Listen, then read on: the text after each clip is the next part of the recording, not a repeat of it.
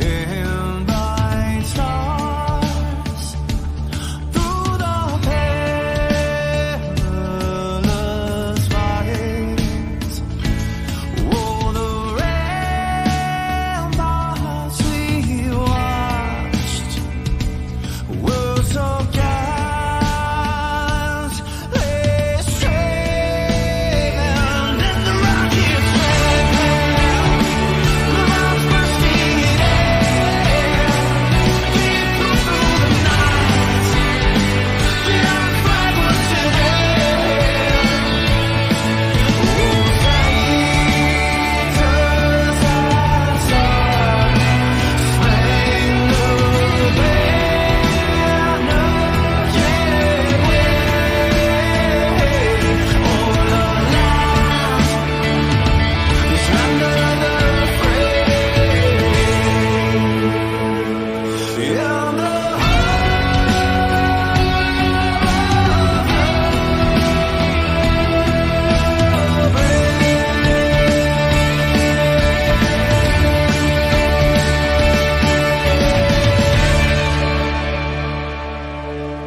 Oh, there have been some terrible tweets today, but I gotta give the gold medal for the worst 4th of July tweet to Ben & Jerry's. So, the overpriced ice cream company tweeted the following: "This 4th of July, it's high time we recognize that the U.S. exists on stolen indigenous land and commit to returning it. Learn more and take action now. Sketchy link below." And then they have a picture that pretty much says the same thing, because why not say twice? And if you still don't get the point, sign in front of firework, this is stolen land. And yes, it did get brutally ratioed for this tweet, and one of my favorite responses was from Joseph Massey. "First, you need to apologize to the millions of cows you milked without consent." By the way, if you're curious, Ben & Jerry's is located in Waterbury, Vermont, which used to be occupied by the Abenaki and Mohican tribes, so I assume Ben & Jerry's will be surrendering its land first. Just a moment ago, take a look at this. A federal judge says the Biden administration may have violated the First Amendment during the pandemic by censoring social media posts. Justice correspondent David Spunt reports live from the D.C. newsroom. David, what can you tell us? Hi, Jillian. This is a temporary injunction, not a final ruling. However, this temporary injunction could have major implications on free speech. It came down today on a federal holiday from a federal judge in Louisiana. Judge Terry Doughty blocked officials and agencies in the Biden administration from communicating with social media companies, think Facebook, Google, Twitter, about the topic of protected speech. Judge Doughty is based on a prior lawsuit brought by Republican attorneys general in Louisiana and Missouri. He ruled on that. Among other complaints, the attorneys general say the Biden administration overreached its authority during the height of the COVID pandemic when they tried to convince social media companies to address, in some case, take down posts on platforms that could contribute to vaccine hesitancy. Now, according to Judge Doughty, quote, "The plaintiffs," meaning the attorneys general, "have presented substantial evidence in support of their claims that they were the victims of a far-reaching and widespread censorship campaign. This court finds that they are likely to succeed on the merits of their First Amendment free speech claim against the defendants being the Biden administration." Now the administration, as have administrations in recent years, develop close relationships, Jillian, with social media companies. Sometimes those relationships are hot and cold, depending on the topic, but the administration, also the independent FBI and DOJ, are in frequent contact with these social media companies, especially covering the DOJ. I see it with fentanyl and other types of trafficking. They reach out frequently to these social media companies. We'll have to see how that all plays into the future now that this judge has ruled this injunction. Now, it reached out to DOJ a little while ago, got an email back, DOJ officially declining to comment. And again, this is not a final ruling, but it's clear the judge is leaning in a specific way. Jillian. And we're here for one simple reason. President Biden needs to consider using the 14th Amendment if necessary. The entire GOP debt ceiling negotiation is a sad charade. And that's exactly what's wrong in Washington. We're playing with the livelihoods of millions just so the GOP can just turn the screws against hungry Americans. This is the whole reason why the 14th Amendment exists. We need to be prepared to be using it. Again, remember, say that again. We must be prepared in order to use it. Oh my God. Staples actually sells staples.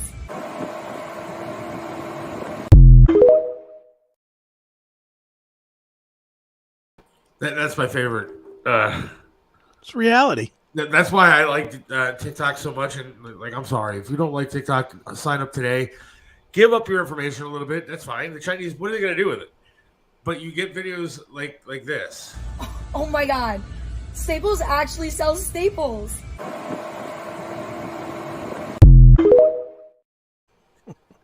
You're not into the shorts at all? Oh, I mean, and I don't mean her shorts. I mean her shorts. I thought you were talking about her. Yes, I'm definitely into her shorts. YouTube shorts. I mean, is it the same kind of thing? Yeah, it's exactly the same thing. Oh my God. Staples actually sells staples. I could pause it all day long and play it all day long. Too funny. So much to talk about today. There was cocaine found in the White House. Big shock there. I think, was Hunter over? Did he like a sleepover at the White House? 4th of July party. Yeah, it was a big fireworks display. That's right. It was funny because I heard the story over the weekend and I tried to look it up today. And let's see. No ABC story had it. No CBS news outlet had it. Fox News had it. All the Fringe has it. Newsy or whatever. Yeah, the liberal media didn't have the story at that time about. Now I heard it 3 days ago or 2 days ago or whatever it was. Mm-hmm. Maybe it was even yesterday. It doesn't matter. But I heard it long before, and before I searched it, I couldn't find it. Now everybody's got it all of a sudden. Sure. Well, because they didn't do a good enough job of hiding it, so now it's out there.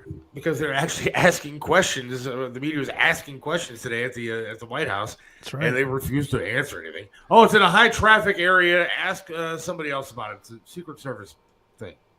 Yeah, okay. Why they hired that black lesbian to get up there and talk, I have no idea. I mean, I'm only saying it that way because that's what they described her as, and that's why they hired her, because she's fantastic. But she doesn't say a damn thing. All she does is say, somebody else has that story. Somebody else will take care of it. If you have any questions, call somebody else. Well, was Raggedy Ann any better?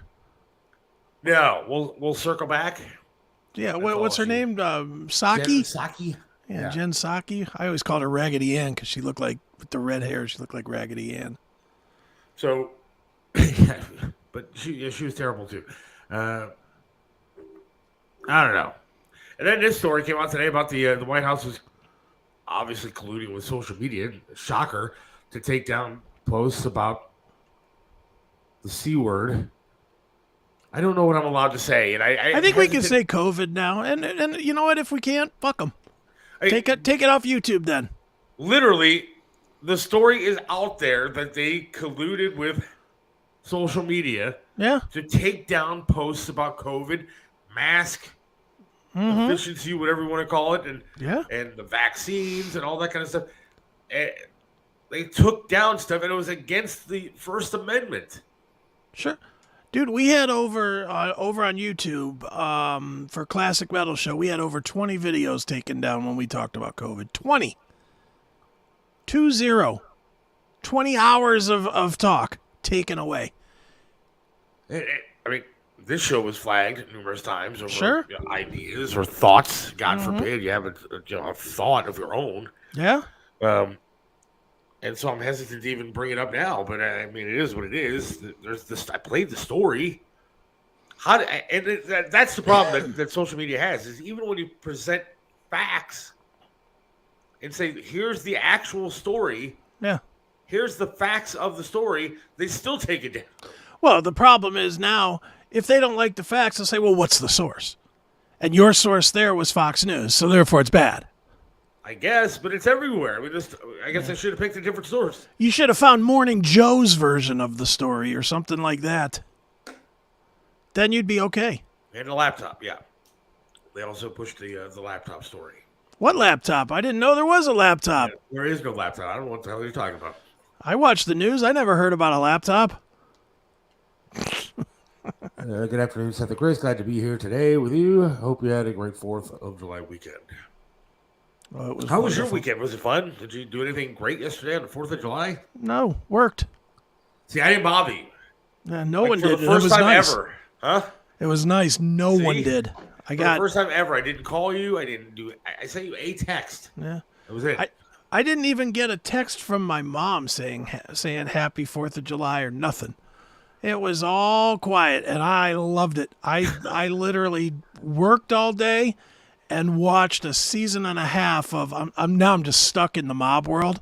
Yeah. There's a show on Hulu for anybody that has Hulu. I think it's on like Epics, or I think that has a new name too. Everybody is sold all of a sudden, so it's not like Epics anymore. I think it's MGM plus minus or something. But whatever it is, the show is called Godfather of Harlem, which stars Vincent D'Onofrio and Forrest Whitaker. Yeah. It is fantastic for people that like mob stuff. Oh my God. It's about the 5 families. It's sort of based in truth, but they admit that they made stuff up. It's about the 5 families, and it's about Bumpy Johnson, who was kind of like the black leader of the gangland in Harlem at that time, right, that worked with the mob. And it's about Malcolm X because he had a close relationship with Malcolm X. It is a fantastic, fantastic series for anybody that's looking for something cool to watch and likes the mafia stuff. And since I'm still having a little bit of Francis hangover, I'm still stuck in the mafia a little bit. And I did yesterday. I must have watched 12 hours of that show yesterday. I gotta get into something. I've been so busy for the past week. My wife had off for the past week. Right. Week and a half, actually. So we've been doing nothing but like door dashing and going out and doing stuff. And, I haven't been home at all. Right. Which I guess is kind of nice. Sure. Because, I don't get out very much when she is working. I'm just kind of stuck here. Sure. So it was nice to get out of the house a little bit. But it was really nice today to kind of wake up and go, yeah, I don't have to go anywhere. Yeah. I can sit around and I'll get dressed when I feel like getting dressed. And Yeah, I'm with you, dude. I hope. I don't want to say I would never, but I hope to never have to go back to a job again. Because I can't even imagine getting up at 6 o'clock in the morning every stupid day, putting on my stupid clothes to make me look right for whatever office I'm going to, so I could sit in a cubicle and answer phones or run people's lives or whatever it would be. No thanks. See, I wouldn't mind. It depends on what the job is, I guess. I was never a cubicle guy. I had a cubicle at the radio station at one point. Yeah. And one of the bosses came in and said, "Do you really need a cubicle?" I said, "Well, yeah, like I have pictures of my family up there and stuff." Right. He's like, "Yeah, I don't think you need one though." I said, "Well, I was given one, so I'd like to keep one. It has pictures and stuff, and I go sit there at times to look at research stuff and everything else. And I don't think you need one." Okay, well, thank you. And then he took it. Then they gave it to someone else. Yeah. Well. Yeah. No, I did the cubicle thing for a while, and might have been the worst 10 years of my life. I hated sitting in a cubicle and having people walk behind you and just looking in to see what you're doing. It's like, you know what? Go away. Just go away. The job will get done if you leave me alone. iHeart decided that they were going to get rid of the actual "thank you for dressing for the show." Me or you? Both, I guess. Yeah. I've got my "Do MILFs Not Drugs" shirt on, so. I got my Mickey shirt on. There you go. iHeart decided they were going to do like this progressive thing, like where they got rid of like actual cubicles like with the box shapes and stuff, where people were like kind of like inside these little cubicles. Yeah. So they made these little pod kind of things, so everything was open. Right. So there were still cubicle spaces where each person had their own separate desk, but you could see everybody as you walked around. They could see you sitting at the table and all that kind of stuff. They had the desk thing that you could stand up and do your work instead of sitting down. It was very progressive and fucking retarded, To be honest with you, it was stupid. Yeah, nobody got any work done, right? Nobody got any work done because they're all sitting there talking, and then they decided they're going to eliminate half the people anyways. So then all he had was these empty desks just sitting there, just Sure. dumb, and it was more work for people to create than it was for people to actually have fun doing. Right. Yeah, dude, the cubicle thing is definitely outdated, but it's still. I think you'd rather have a cubicle than a small, like the half. Have you seen the half cubicle thing? Yeah. That I can't even imagine. I would be constantly looking up to see if the other person is looking at me. You know, the person that you're sharing the half wall with or whatever. Yeah, I'm not a big cubicle guy. Yeah, dude, did you ever see the show? There was a show on Apple TV called Severance. No. It's a weird thing, and I won't get into all of it, but there was 4 of them in a room, and they sat at a crisscross, like a 4-way cubicle. Yeah. But it didn't have any height at all. It was literally like the height of a coffee cup. Yeah. So the guys just ended up doing no work and spending all their time staring at each other. It was the dumbest shit ever. I was like, and this is what they're going to in the real world? That's crazy. Natalie was at her daughter Jennifer's for a cookout. Went to some Scott's for fireworks. Had a great day. That's good. Cookout. So that was good. Good for her. Good. Good. We didn't do anything like barbecue wise or family wise. Nothing like that. Me either. I mean, I nothing. didn't do anything firework wise. I mean, there's other than sitting on a patio and listening to the fireworks. Couldn't see him because it's all wooded back here, so I couldn't really. Dude, even that's more than I did. I am telling you, I went hermit style. I just disappeared for a day and got out of everybody's life because, as you're well aware, I'm always on the phone. Always. During the day, I probably log, in an 8-hour day, I probably log 7 hours of phone calls. So I don't get a ton of work done. So to have a day where I could just close the door and turn the TV up real loud and not answer a phone all day long, oh my God. That was like the first time walking into a brothel. Oh. Nice. The one thing I did realize is that over the course of my time being outside with the public is that people don't do their fucking jobs anymore. They just don't. Nobody does their jobs. Mm-mm. Like it was insane to sit there and go to like different stores. I went to an ice cream place the other day. Yeah. Mm-hmm. Now it's a frozen yogurt place, right? Because I wanted to eat low fat, no sugar, kind of whatever you want to call it. I don't know if it's called ice cream at that point, right? But the kind where you walk in. I'll just say the name of the place. It was a Sweet Frog. You ever been to one of those? I've never been to it, no. And so you go in, there's a wall of, dispensary things. So you can pull down which flavor you want, put your cup, fill it up, and then put all your toppings on, and then you weigh it, and you pay whatever to the cashier that's sitting there. Now, this broad that was sitting there, I'm not going to make fun of her for anything, but other than the fact that she doesn't know how to do a damn job. Mm-hmm. So we fill up her ice cream, whatever, and my wife wants this peanut butter sauce. So it's in a bottle. Right. And she's squeezing the bottle, and nothing's coming out of it. Nothing but like fart noises and stuff like that. Right. So, I mean, there's obviously nothing left in the damn bottle of peanut butter. Mm-hmm. And so my wife is desperately shaking this bottle, trying to get, looks really bad what I'm doing, but she was desperately just trying to get the stuff out of there. Yeah. And the girl looks at her and goes, yeah, I meant to fill that earlier. Now, the appropriate response would be, ma'am, hang on. I see that's out of peanut butter. I'll happily go back to the back and get you another bottle. Or let me take care of that for you. Right. Let me take care of that. Sure. No, it was, you could give me the empty bottle. And it never did anything. So my wife now has 3 little squirts of this stupid peanut butter sauce on her ice cream. And then we pay for this. And then she has the nerve to ask for a tip. After the fact. Yeah, a tip. So wait a minute, you walk in and you make the sundae. And then they want you to tip them? Yeah, they have like one of those things where you put your card in, and then the card has a screen, and it says, how much tip do you want to leave? For what? Well, that's what I was saying. On top of that, she didn't do her job when it came down to. But even if she did do something, even if she did, what was the whole interaction with you? If she had done her job, would have been what, to hand you a bowl or a cone or something? No, she didn't have to touch anything because we put it on the scale ourselves. So why would you have to tip her? I don't know, for refilling the toppings, I guess. Get out of here.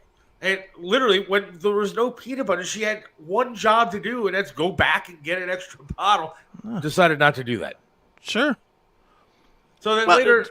Dude, they're all a mess. Go ahead, finish yours, because I got one to match, because that happened to me just the other day. Tipping is out of control, too. We'll get into that. But yeah. So then later that night, we decided, okay, we've been out all day, we've been working, and we're going to get some dinner and go home. Now, a lot of places were closed yesterday because of the holiday. So we had one bar that was happening to be open. I even called earlier to see if they were open for dinner. It's close to the house. We can get some food and go home. Yeah. And so I ordered what I wanted, and I ordered a side of tater tots or some crap. I'm sorry, sir, we're out of those. So, okay, well then I'll take this. I'm sorry, sir, we're out of that. Okay, well, what do you have for the side? All right, I'll take that. Then I said my wife would like a salad. Oh, I'm sorry, sir, we're out of lettuce. I said, okay. Then she wants the buffalo chicken wrap. And she goes, well, that comes with lettuce too, so we're out of that. Unbelievable. Well, okay, Heather, what do you want? She's like, just give me an order of wings. I just want to go home. I said, okay. So I ordered the wings. And she goes, no, I'm sorry, we're out of those. We have boneless only. I said to the lady, I said, you know what do you have on the menu? I called earlier to make sure that you had a kitchen that was open. Yeah. And now you have nothing that we want. Right. If there's nothing there to eat, then close the kitchen. I said, you know what? We'll go somewhere else. And thank God there was a Subway that was open down the street. Sure. Dude, look at Rick in the chat here. Look at this. Went to one of those pickup only Pizza Huts and they had a tip jar. Yeah. For what?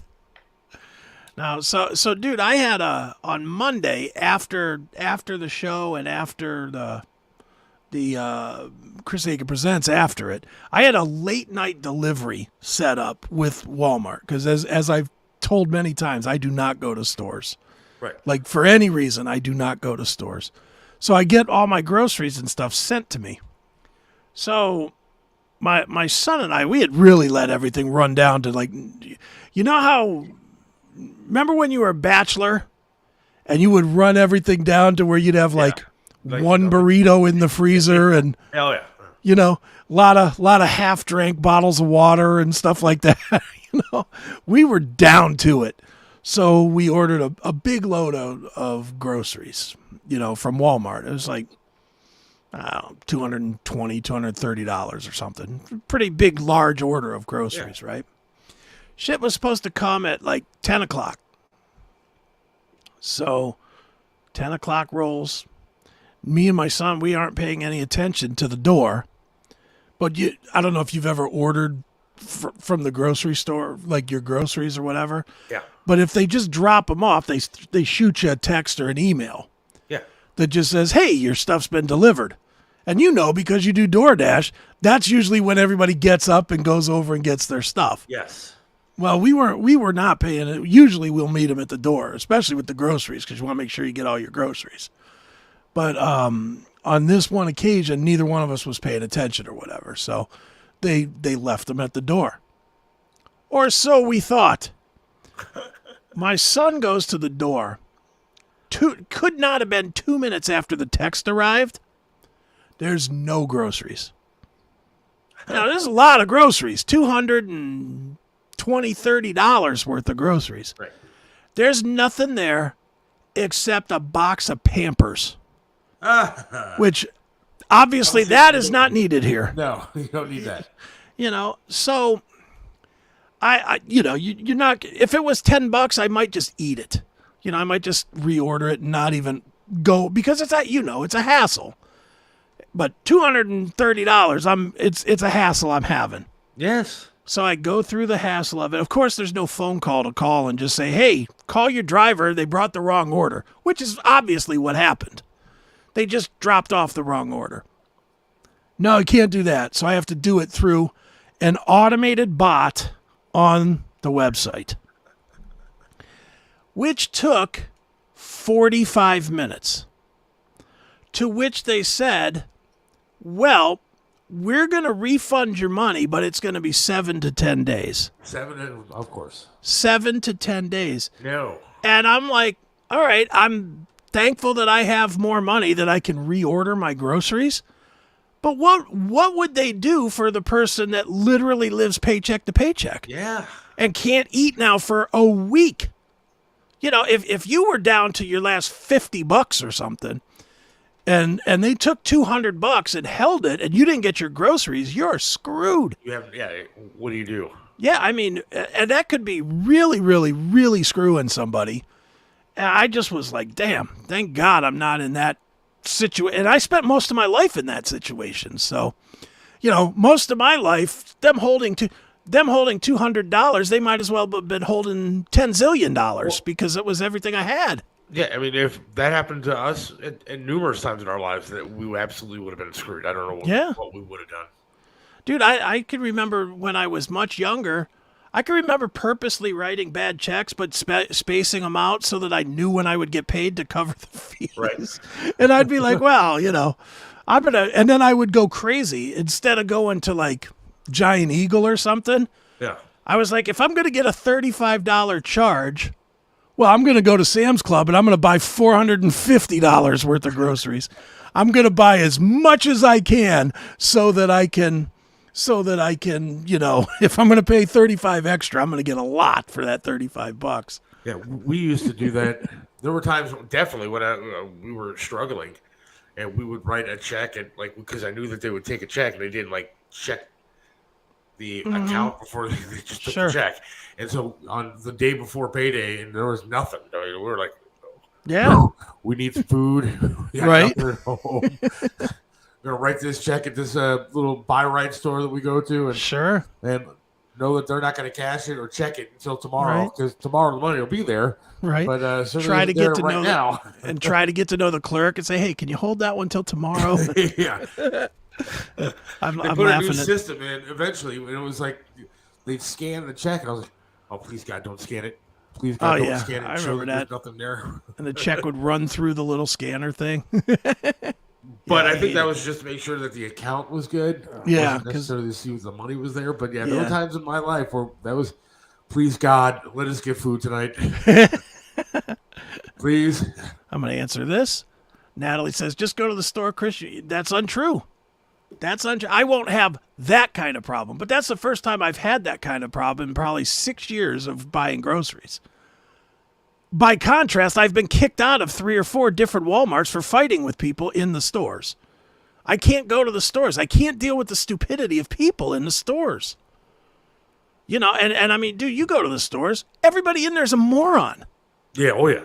Everybody in the store, they're going down the wrong way on the aisles or they stand in front of something for far too long looking at the ingredients on a ragu bottle. Yeah, you should know what spaghetti sauce you're going in for before you get to the store. Yeah, it's just, all right.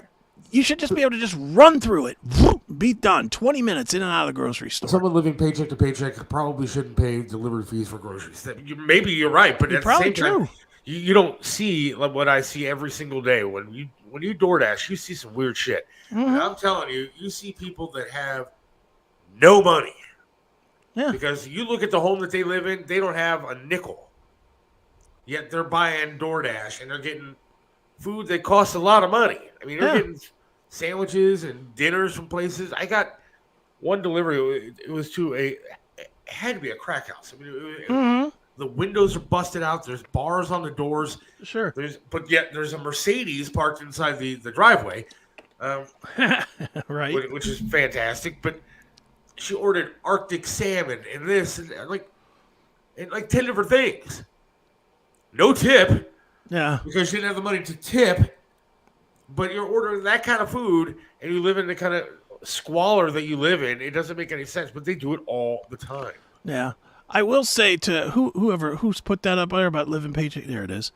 To Mark, I'll only say with Walmart, it's cheap.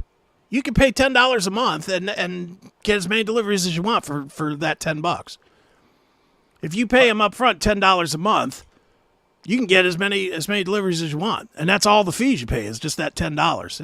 That's not nothing. And my wife and I did the curbside pickup from Walmart the other day because we had a bunch of stuff we had to get done during the day. Didn't have time to go walk around the store and get everything that we needed, and so she just ordered stuff online. And if you spend like $50, which these days with the inflation, all that kind of stuff. $50 get you like, a steak and Yeah, exactly. can of pop.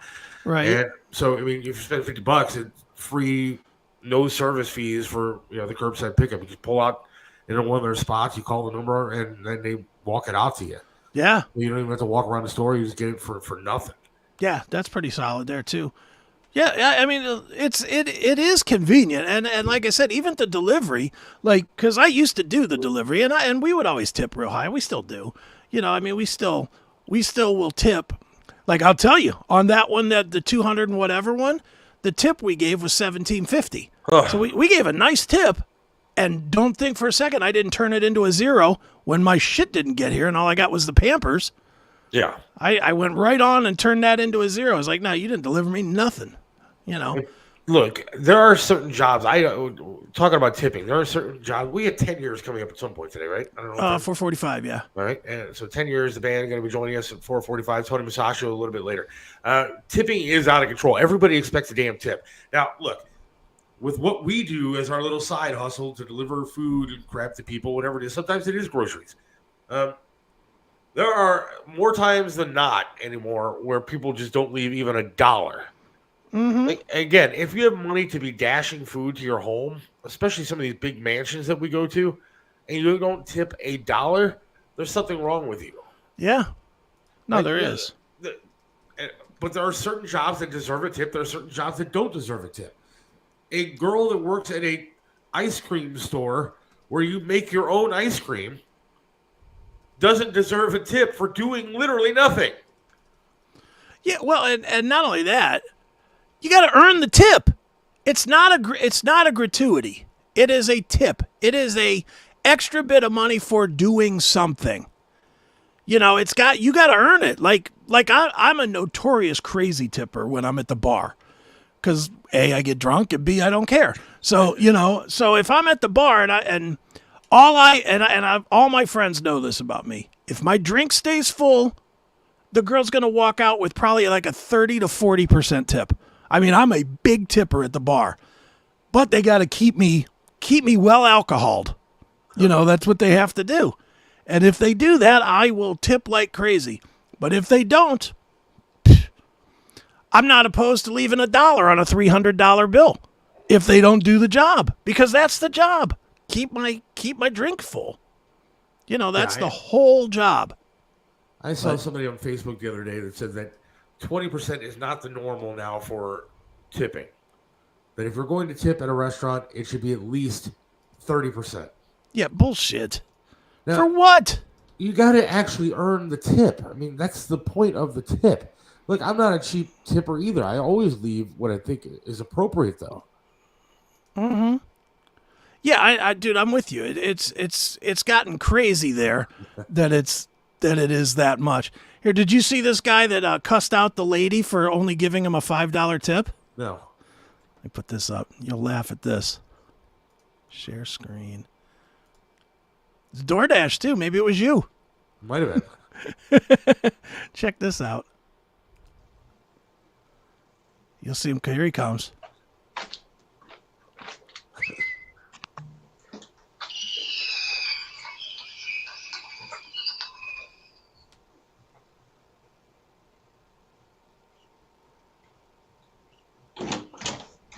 Hi.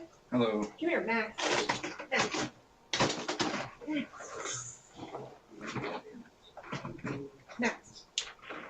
Yep. Watch this. There you go. Thank you. You're welcome. I just want to say it's a nice house for a $5 tip. You're welcome. Fuck you. What the hell? What? Go ahead. Because I do this like every single day of my life. Mm-hmm.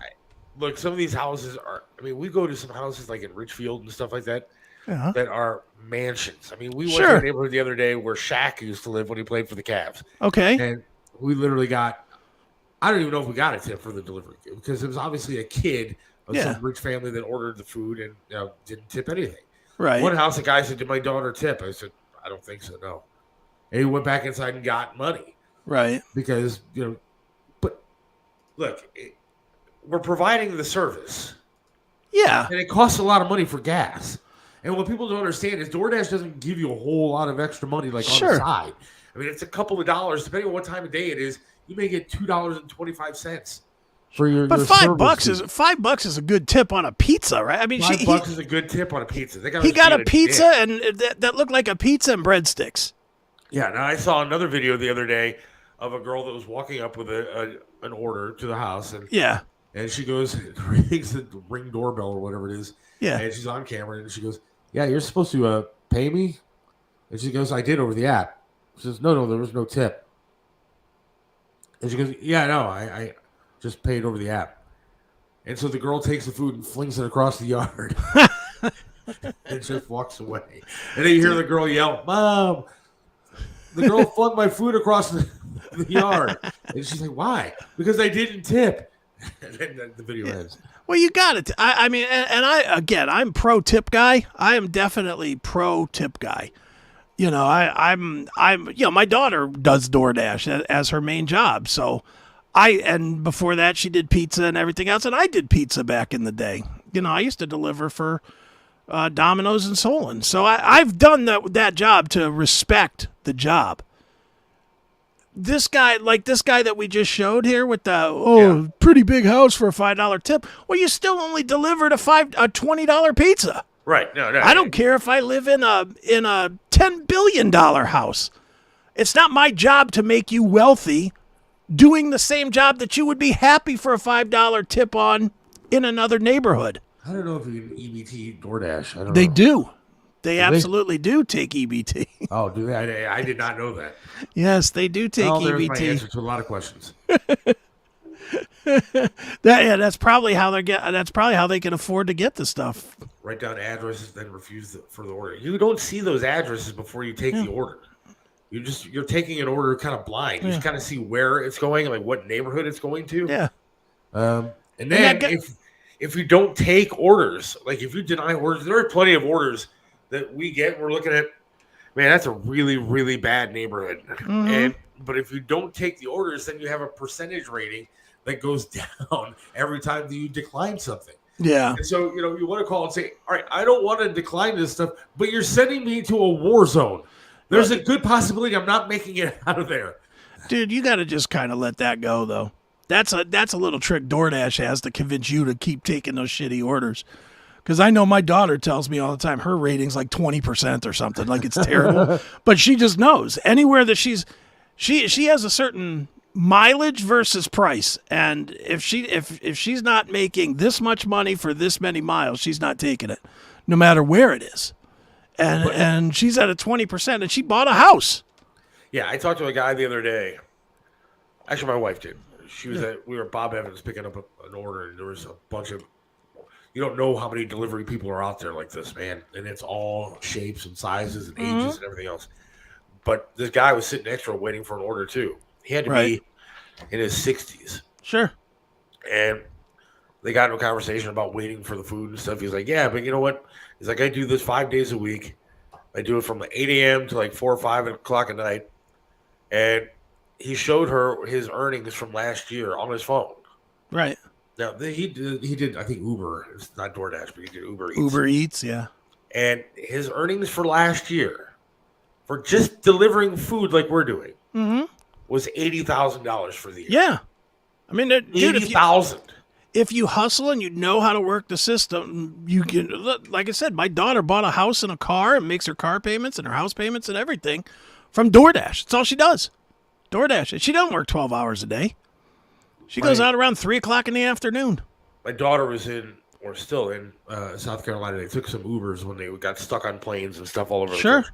And the Uber driver that they had said that just doing Uber driving, he made $115,000 or something like that last year. What's the equivalent of a limo driver now? That's insane. Now, I don't want my wife doing Uber driving people actually in her car, nor do I want to do it now with one leg. It's a slightly terrifying scenario when you get somebody in the back that is going to be a bad customer. Unless you can buy the glass and put it in between, then you don't want to do it. Right. Or you better be packing. Yeah, exactly. I feel like we should be packing sometimes, to be honest with you. I can't believe you don't. I mean, going to some of these neighborhoods, man, it's rough. There are some neighborhoods where we're just driving down the street and you're getting looks like, what the hell are you doing here? Dude, I carry everywhere now. Everywhere. And I don't go very many places, but when I did, like today, I went out to the bank today, I definitely was carrying.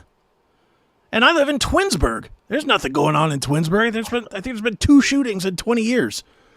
You know, but still, I just don't trust anybody. I watch too much TikTok to see what's going on out there to let that happen to me. I just am not. If somebody tries to get into my car, they're going to catch lead. You know, that's just the way it goes. Some restaurants are imposing surcharges. Yeah, that is true. Like I went to a restaurant the other night for on my birthday on Saturday night. Mm-hmm. It was a really nice restaurant, great place. Food Sure. was fantastic. And the owner was a dick, so I'm not going to say the name of the restaurant, but he was just an ass. Okay. And, it made you never want to go back. It was really, really good food. Wow. Okay. But the owner was just an ass. Okay. And so I will never go back there again. But the waitress was stellar. And so we left a really good tip for her to the point where she came back and said, "Hey, do you need change for that?" I said, "No." Right. And she was shocked that we didn't need change. And it's like, well, no, you were really good. Yeah. Like, you were friendly. You came over. You talked to us. You asked us how things were going. You were always there for, refill the drink or whatever. Yeah. It was a really good way. If you do your job, then you get tipped appropriately. Of course. And the restaurant shouldn't have to add surcharges or anything else to it. Mm-hmm. Dude, back in the day before there was DoorDash, when it was just ordering pizza, when basically the only things you ordered was pizza and Chinese food, anything that we ordered would be here in 20 minutes.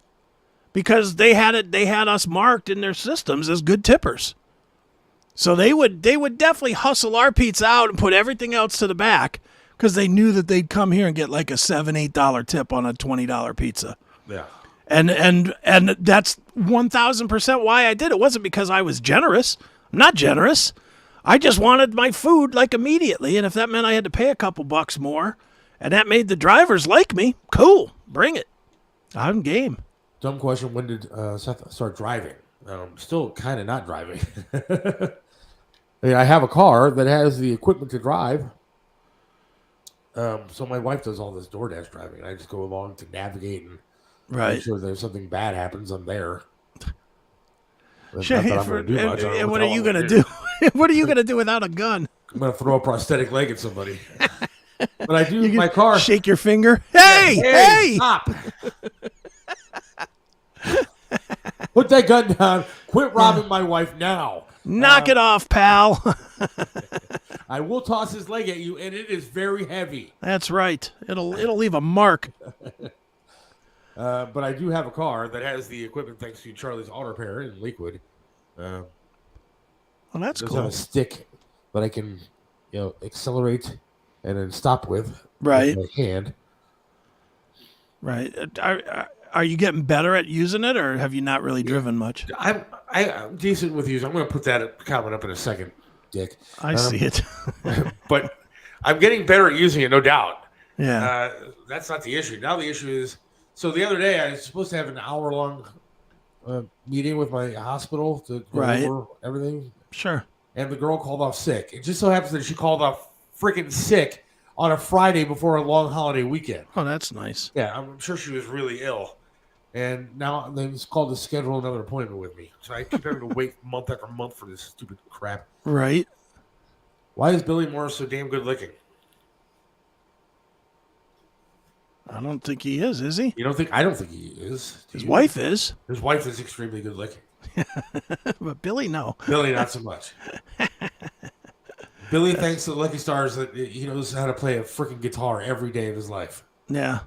Billy, there's people that marry up, and then there's Billy that took a rocket to marry as far up as he did. Not only that, I mean, she's like a successful businesswoman and everything else. Yeah. Plus, she does all his yard. I saw pictures of over the weekend or over the holiday. She's out there digging up and building planters and stuff around the house, and Billy's sitting in a chair asleep. And he's got the life. Yeah, he has got the life. He doesn't have to take our calls because he doesn't like doing that. So, he's literally got nothing to do. We probably ought to just call Leah. Yeah. We can have her on the show. Yeah, exactly. All right. Well, there's. All right. Let's take a quick break and then we'll get to our guest. All right. Sounds great. Quick break. 10 years. Joining us in just a few. Hang on. Coming up in a few. Hey, it's Seth. And I appreciate you watching today. And you can make a difference. For just $4.99 a month, you can help save someone's life today. It really does count. Every dollar matters. And you can change someone's life. Not these ridiculous dogs. Those are actor dogs. I'm talking about myself and Chris Aiken. I could barely afford a shave and a haircut, or sleeves on a shirt sometimes. We could use your assistance today. Just go to the Odyssey app. Go to the Odyssey website, ODYSEE. Just $4.99 a month can change the world for someone today. Myself and Chris Aiken. We'll give you extra content. We'll give you bonus footage. We'll give you new episodes. Subscribe to the Odyssey channel today. Thank you.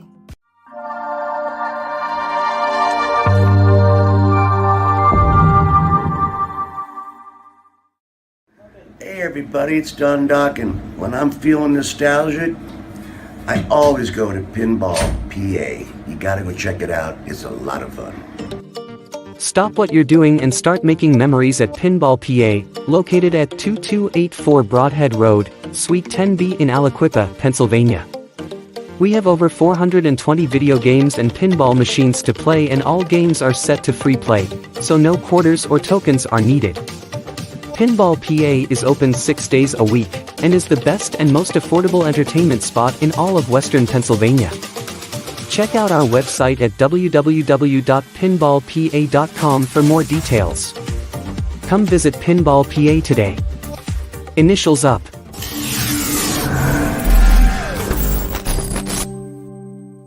Guarantees and Signs has become your complete one-stop sign shop.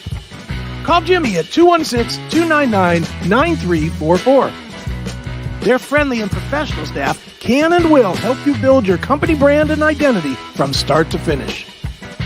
One stop means you get a complete package from one location.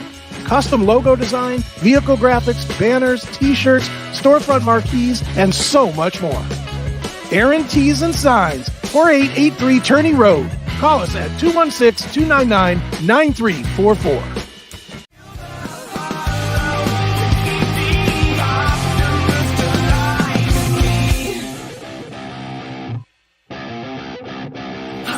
From pride, tripping over the fault lines, knowing all this time that silence doesn't make a sound.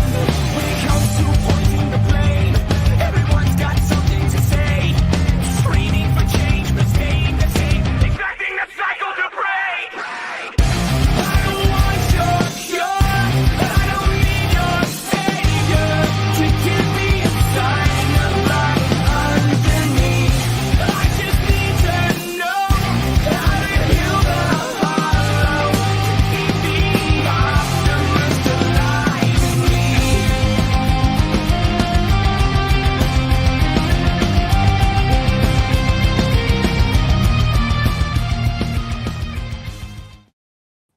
Up right there, man. Been 10 years. Jesse joins us. How are you, my friend? How's it going? Can you hear me? Yes, sir. Can. Okay, Welcome great. to the show. Should I have my phone turned the other way?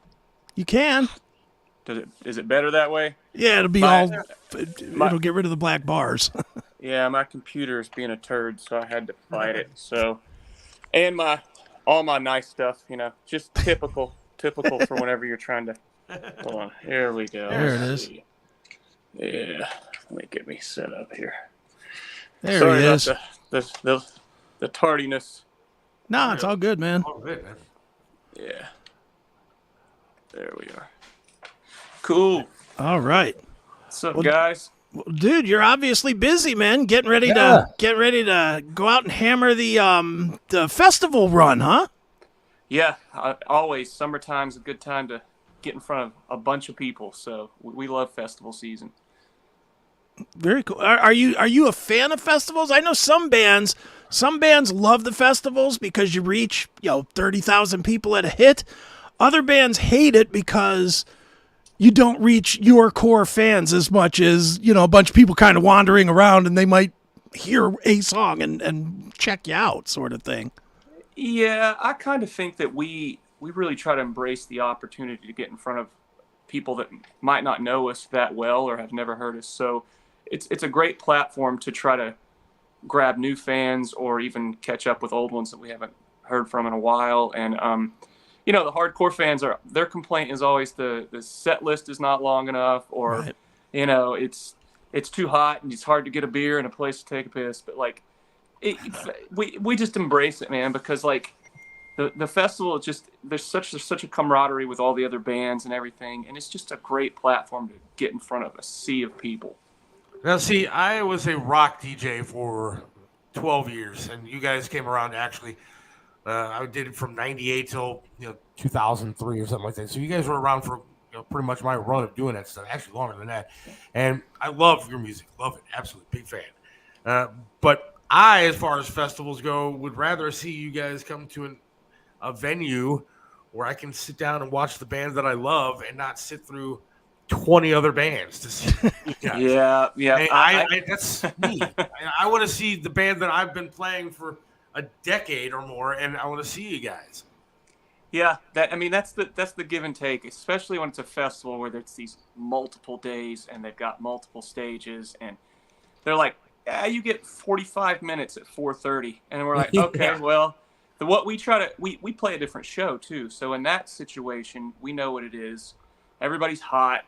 They've seen it might be day 2 or 3 into the festival, so we try to give them a different show. That's where I'll come out in a crazy outfit or bring a raft and like crowd raft across the people and just like it's more gas pedal to the floor, just wide open adrenaline and energy for 45 minutes more than like you're talking about in a more intimate setting where we get to play a full set. There's a lot more peaks and valleys, and we as a band we play a lot of heavy stuff, we play a lot of light stuff. We're all over the place. We don't have just like AC/DC or Motorhead. It's not just one sound. So it's like you get more of that experience as more of a fan at our shows. So hopefully we can continue that with the people we get interested in us at the festivals. Like, okay, now come check us out in our long format.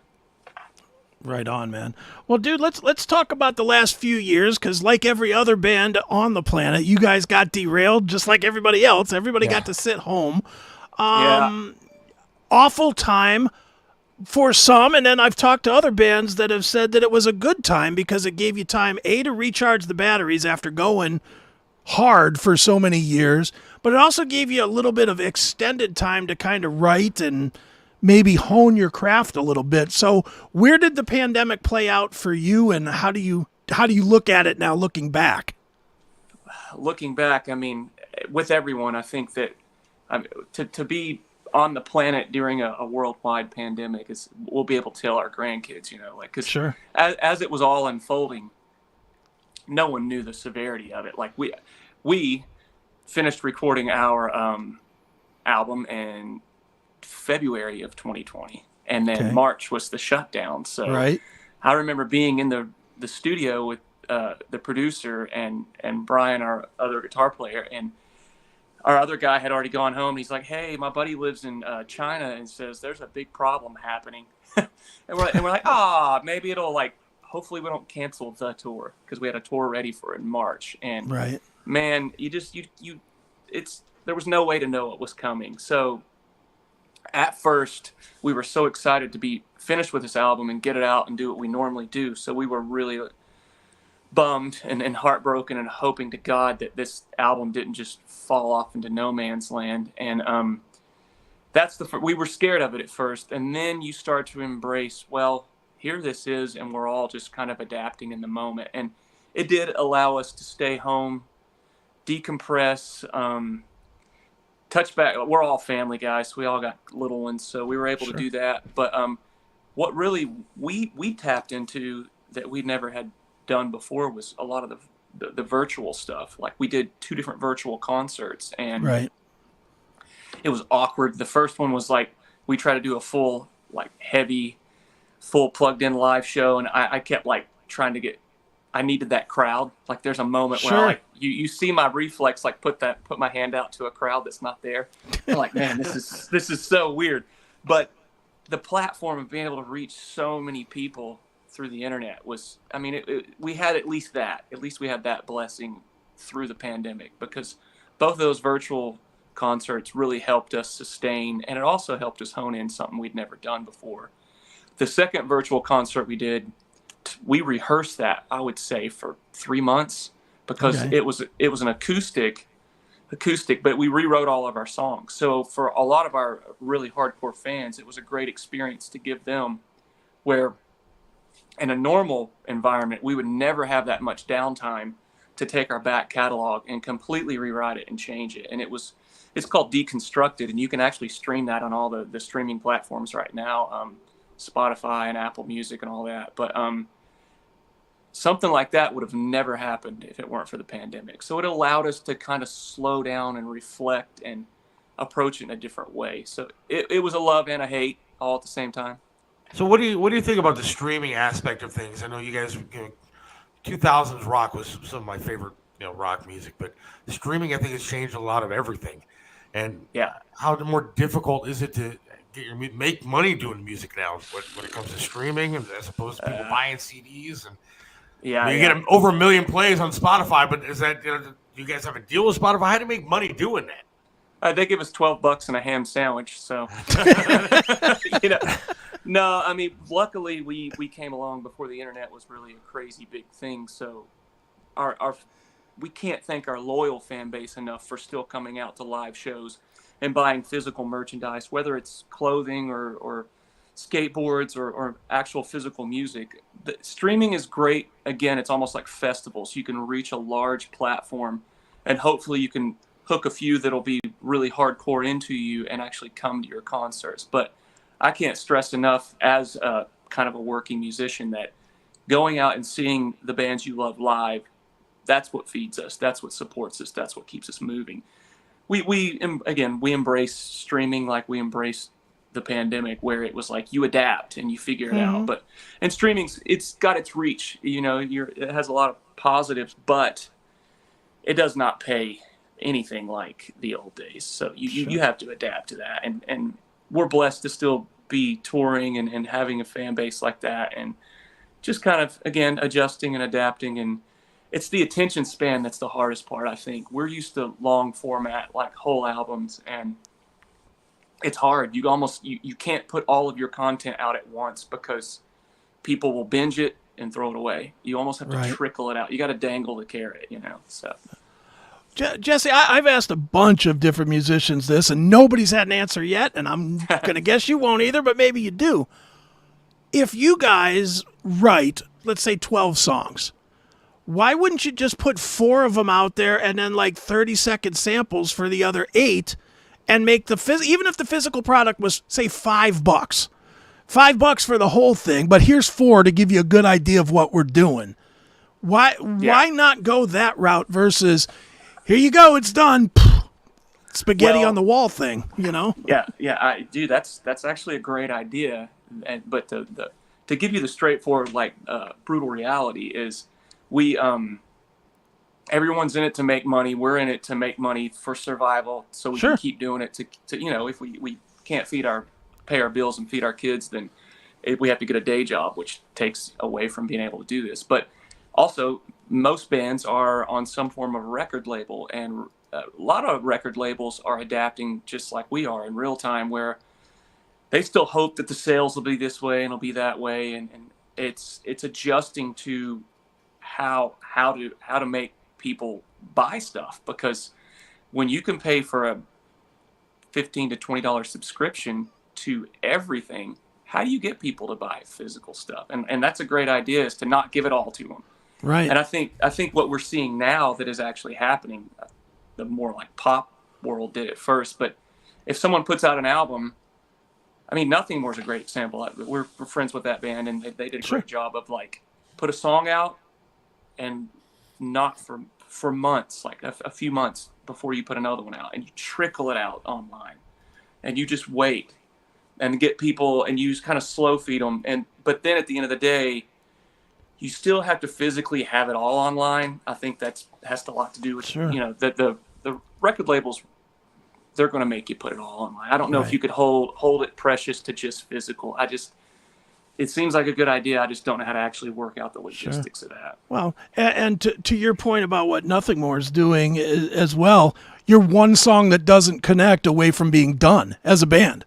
Because you know as well as I do, put out a stinker now, and that's it. The fans are gone because they don't have the I don't know. We were raised to have passion in music, even in the, for bands that came up when you guys did in the late 90s, 2000s. People were still buying merchandise. People were still, I can remember friend after friend after friend that had like 15 Korn t-shirts and, the special Korn Adidas shoes and stuff, like we were all so into the bands. And I don't think that's there now. And I think it has a lot to do with the fact that there's not the connection to any physical product as much as it used to be. And, it's got to be scary for you guys that have had success, but never were, I don't know, Linkin Park, I mean, Linkin Park could get away with a bad single or a bad album. You guys got to produce every time.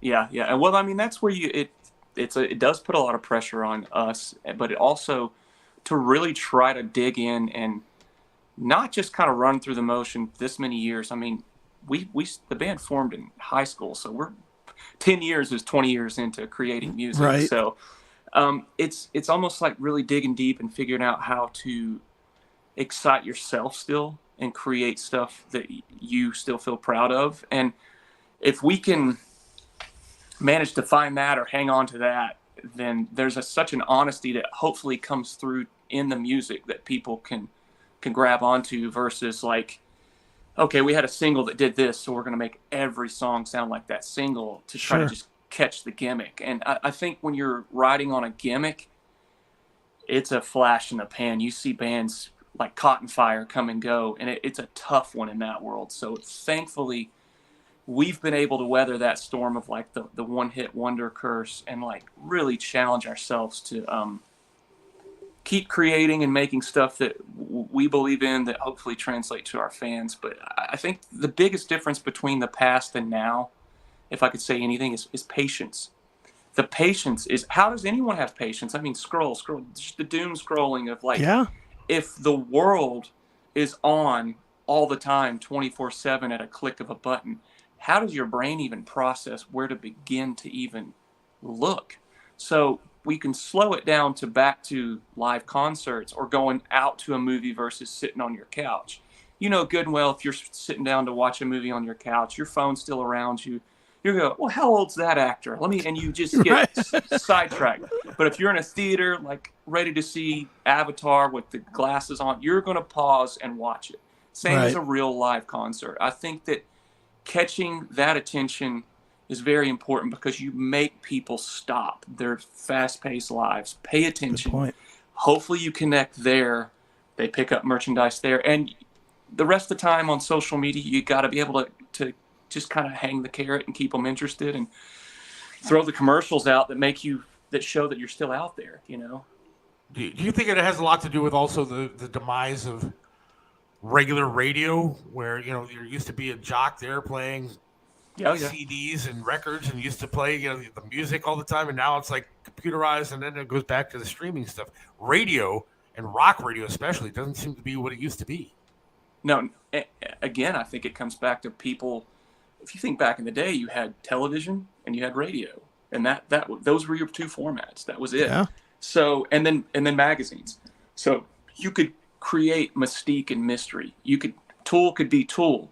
Like a band like Tool now, I don't think could have the same impact. And I think they're phenomenal, but not that super mysterious. Who are these guys? Who is Maynard? Like the mystique and mystery that was created back then was because there were three avenues. You had print, you had audio, and you had visual, and that was it. and the internet just exploded all of that. So yeah, it's real tricky to figure out how to do it, and also not for us being like kind of pre-internet. It's really hard for us to do all the influencer social media stuff and not feel corny, not trying to feel like we're just selling our stuff. Oh, check this out, we got this, and like cramming it down the throats. Because I mean, you know how it is. If there could be a cure for cancer out there, you won't find it because everyone's going to say they got their version of it and flood your brain with it. Right. So it's like, I don't know. You just kind of try to find what you honestly feel like works for you and represents you in a truthful way, versus like really, unless you're just a great actor, or in that sense. A lot of it is entertainment at the end of the day, and entertainers, who I am on stage and who I am off stage are quite a bit different, but there's still an honesty to I think to rock music. Not saying there isn't other formats, but rock music has a lot of diehard fans because you're talking about touchier subjects. Pop music makes people want to feel good. Country either makes one of people feel good and dance or drink their sorrows away. But like, I think that rock kind of touches on an edgier emotion than the other platforms. And there's also something to rock about musicianship, actually being able to go out there and play instruments and not be auto-tuned and all the crap that they have. I mean, it is an honest form of music, whereas I think a lot of the other stuff isn't. Yeah. You're competing on the more commercial the platform gets, the more things are going to sound like commercials. Good point. Yeah. Nice. Well, Jesse, let's talk about the not only the single that you have now, I Remember. We'll get to that one in just a second, but let's go back one. Let's go back to The Optimist, which I think is maybe the best song that you guys have put out in 10 years. I love that. It's got that upbeat, right in your face sound. Yeah. Tell me a little bit about that song, man.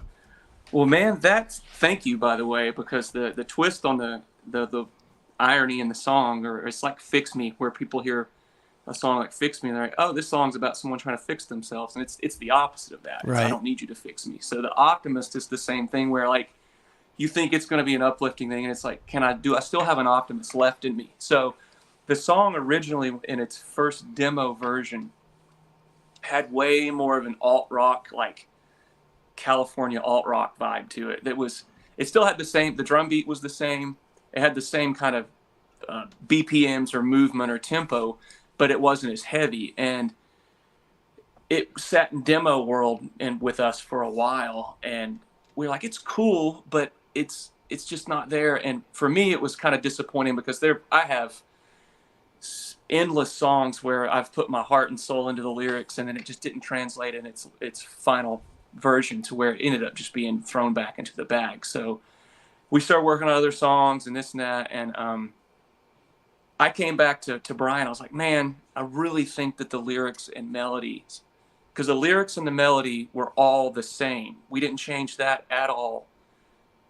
But I came back, it's like, it just doesn't have enough edge, it doesn't have enough balls, it doesn't have it in your face, but there's a message there that I think people can relate to. Brian's like, okay, let's scrap the music and keep the vocals. Okay. And he goes off by himself. And I said, well, what? Keep the rhythm, keep the energy, keep the tempo. And he comes back and he has that na na na na na na na na na na na na na na. I'm like, okay, I'm following you here. Where are you going with this? And then it spawned from that. So he's one of those, Brian, I give him such credit to be able to take the vocals by themselves and do that, because I don't hear it. He can do that. So it was a song that was a different song that had a lot of potential, and then as musicians you get stuck, put it away for a while. That's also the pandemic kind of allowed us to do that a little bit, and learn to be patient with things instead of finish it and put it in the bag. Like, if it's not finished, put it away, come back to it. So where it is now, I'm glad you really like it, because man, it's a lot of it's one of those that plays really well live too. The energy that's one of our new favorite ones to play live recently. Very good, man. Go ahead, Seth. No, I was just going to ask you guys are playing Incarceration at the Ohio State Reformatory. Have you ever been a part of that festival? I mean, it's a hell of a festival. It's that old prison here in Ohio. Oh yeah.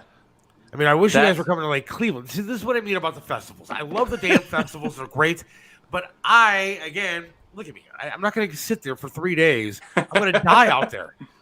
Yeah. It's a lot I want to to take see you guys come to Cleveland and play some of the little joints that used to be around here and play. Or the but you guys can't do that, right? Am I right in saying that, Jesse? Is there a legal obligation? Is that why you can't do it?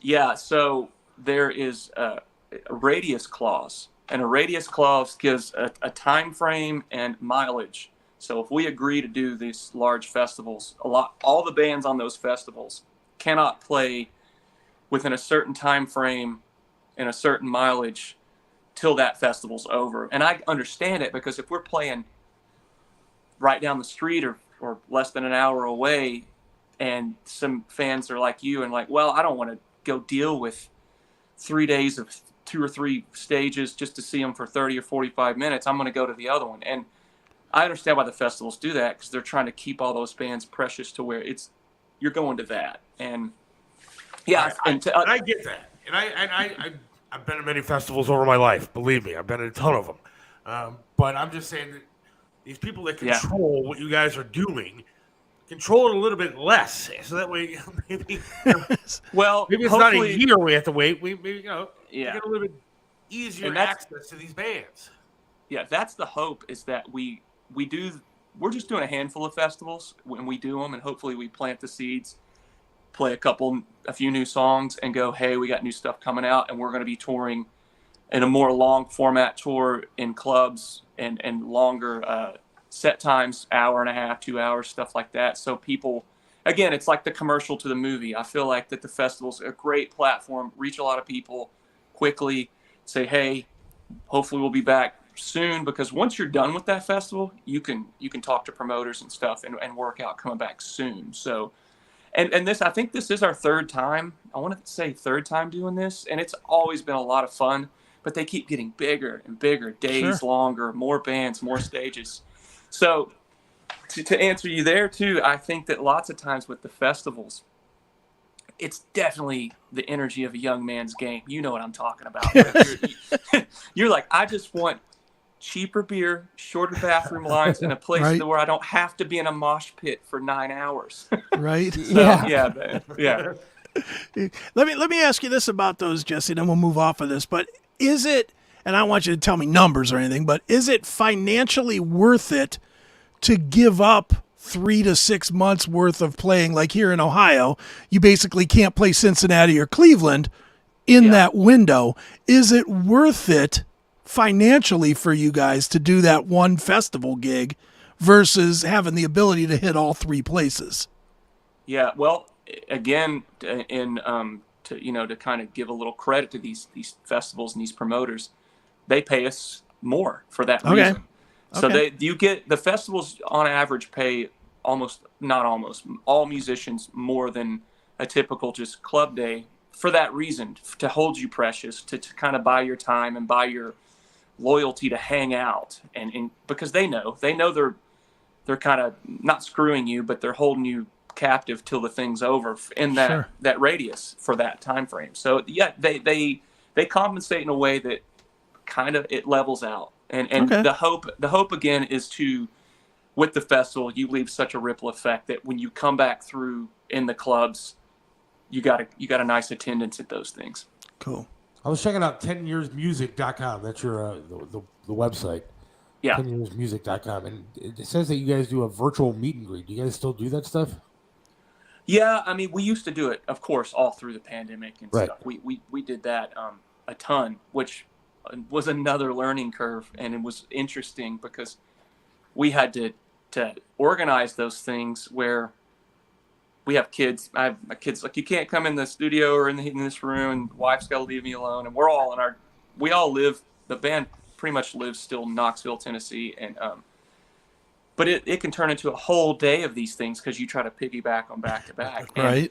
We are not the type of band to just say thanks, see ya. So we'll get into the virtual meet and greets, make it where you can do a little more long format Q&A with your fans, which we actually like. It's just being able to reel it in a time frame where it's like So we did have to put a cap on the limit of the time, because we'll talk right up to the end, but just to give them what they're paying for, and we still do them, just a little more few and far between than when the pandemic was really going on. I think that's a great idea. The other thing I liked about the website is you can actually buy shirts that fit a guy like me. Yeah, well, it's not just extra small, and for the skinny little rock chick, or I could buy a shirt and it actually fits me, so that's good. I appreciate that. Well, one of our guitar players owns a screen printing business and does a lot of other bands too, so he's pretty savvy on the shirts that fit right. You pay for the quality, and you get all sizes. Like not just stick to one little, I guess, trendy thing going on with a new style or something. So we try to make decent quality because we want people to get it again.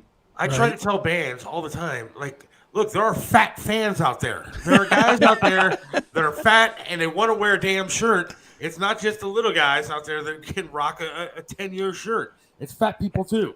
So I appreciate that. Baggy's coming back. It's weird. We're back full. I see it coming back like the 90s. I'm already seeing it because I've been skateboarding for 30 years, and I've watched kids go through the skinny jeans and the super like Warped Tour emo. I mean, we lived through all that, and then now it's circling back around, and I'm like, whoa, okay, you guys are looking almost like me as a teenager right now. So I guarantee you that the whole style and trend it's baggy again. Sure. Are you surprised that modern rock, the kind of music that you guys make, and that, there's 100 other bands that did it as well that have had success, you guys are all still pretty much out there. Not a lot of the ones that had success disappeared, unlike the 80s where all of the bands disappeared for a while and then came back. Seems like modern rock kind of, unlike any other generation, has kind of stayed the test of time for 25, 30 years now. Why do you think that is? Man, I guess with the whole like 80s, it was, I was talking to our sound guy, tour manager one time, and he was older than me, and he loves the 80s, and I'm a 90s kid. I grew up grunge and new metal and all the 90s stuff. And so to me, I was like, well, the 80s just can come off kind of corny or campy. And he's like, no, the 80s was a party and the 90s was a hangover. And I'm like, okay. So I think maybe with the 80s, sometimes if it's a party nonstop, you kind of have to, that's not how human beings, you can't party every night. Sure. And then a lot of the stuff created in the 90s, I mean, you listen to anything that Chris Cornell makes, it's timeless. It's absolutely timeless. And I mean, to be part of a wave of music and creative freedom like that happened through the 90s and the early 2000s I think it's more reminiscent of like the 60s into the 70s with like Pink Floyd and Zeppelin and the Doors, where sometimes society and the culture has to be ready for that. And I don't think that the 90s would have been the 90s without the 80s. And sure. But I also think that a nonstop party kind of gets tiring, and with a lot of the stuff written in the 90s to now, it's a little more heartfelt. It's a little more personal, a little more one-on-one. You can just, you're not listening to it to go to a big party. You're listening to it almost as therapy. Let's talk about the new single, I Remember. It's fantastic. I mean, thanks. How'd that come about? It's funny because we'll be throwing ideas back and forth, and most of the time the melodies come first. Well, the music and then the melodies, and I'll just have a bunch of random poems and stuff. And then Brian had come up with just working lyrics, and he had, and I remember, and the words weren't even close to the same, but I liked the phrase "I remember," and kind of it sparked an idea to write into this whole idea of what it feels like to hold on to inspiration, try to hold on to what inspires you. Because as you get older, it's much trickier. It's much more difficult to be inspired the way you are as a teenager or a young adult, because life, let's be honest, life can humble you and sweep you on your ass quite a few times. So the I Remember is like the very first line of that song is, I remember when all I had was inspiration. Like as a kid, when you're a new musician, you want to take, the world is your oyster. You want to take it on. And then 20 years later, it's like, do I still feel that passion that I used to? And if I don't, how can I find it? How can I remember it? How can I get back there? Right on, man. Well, I tell you what, man, I figured the best way to wrap this interview up is to play a piece of I Remember so people can hear it. Of course, they can go out to YouTube. Once we're done, they can go to YouTube and they can hear the whole thing. Real quick, where should we tell people to go if they want to find tour dates, buy merch, and all that good stuff? Just 10yearsmusic.com pretty much has everything. We also have 10 Years Music, Instagram, all the social media stuff. Sorry, I've got my dog in the background going crazy. I have a hound dog that he's trying to tell us where to go too. But yeah. Just 10 Years Music, any platform. Very cool. Thanks, man. Well, all right, man. Well, Jesse, good luck at festivals. Good luck at incarceration, and stay safe out there, brother. Thank you so much for having us back, man. All right, Come to Cleveland. I want to see you. All right. Definitely. Thanks, brother. Thank you.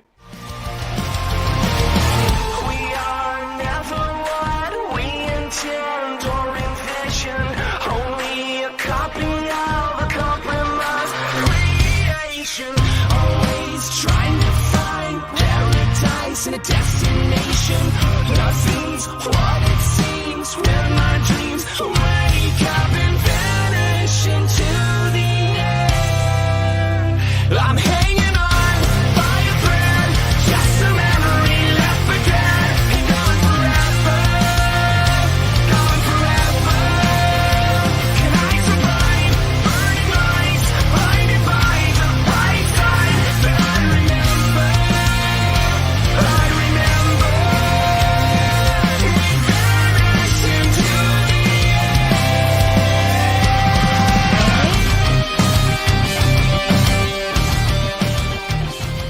Are you looking for a way to support the Seth Williams Show?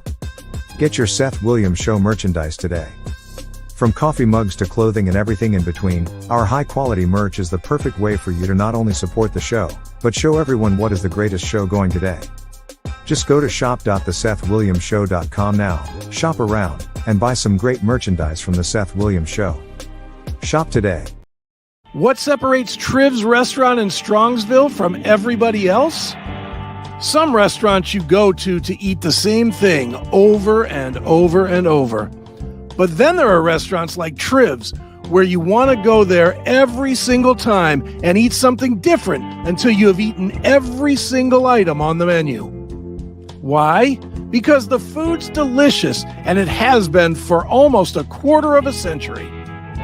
Triv's has amazing food, outstanding service, and an opportunity for you to have private dining, special events, and intimate occasions.